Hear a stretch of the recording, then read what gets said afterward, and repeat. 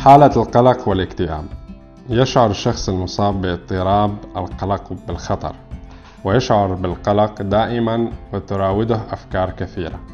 يمكن الخلط بين الخوف وبين نوبة قلبية، أو يمكن أن يظهر على شكل إغماء مفاجئ.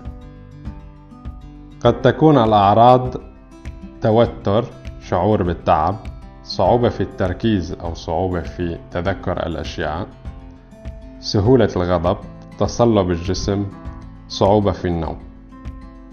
تتميز نوبات الهلع بالظهور المفاجئ للخوف الشديد أو الانزعاج الذي يستمر لبضع دقائق ولكنه يصل إلى شدة كبيرة. تتعلق أعراض نوبات الهلع بالقلب والتنفس كالشعور بالاختناق، وأيضا العقل، الخوف من الموت أو الجنون.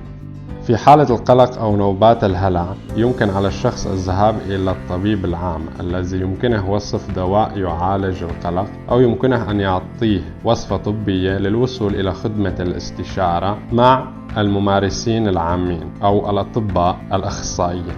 يمكن تفعيل أخصائي نفسي اجتماعي يقوم بتفعيل العلاج داخل المستشفى. في حالة الطوارئ يمكن للشخص الذهاب إلى مستشفى الطوارئ، والذي سوف يرسله إلى مركز الصحة العقلية الذي ينتمي إليه، والذي يسمى في الإيطالية CSM. يعاني الشخص من اضطراب الاكتئاب الشديد إذا كان قد عاش نوبتين من الاكتئاب على الأقل. يصاب الإنسان بالاكتئاب إذا شعر بالحزن والفراغ واليأس في أغلب الأوقات كل يوم تقريبا. تتغير الشهية وينخفض الوزن في بعض الأحيان.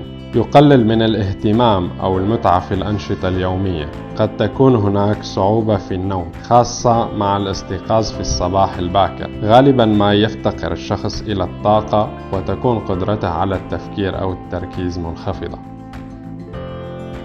يرتبط الاكتئاب بارتفاع خطر الانتحار.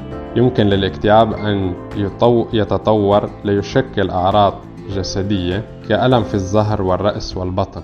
يجب على الشخص المصاب بالاكتئاب الاتصال بالطبيب العام أو بمركز الصحة العقلية المحلي. يمكن للأشخاص الذين يعيشون بالقرب من الأفراد الذين يعانون من اضطراب الاكتئاب أو القلق أن يلعبوا دوراً مركزياً ومهماً في دعمهم.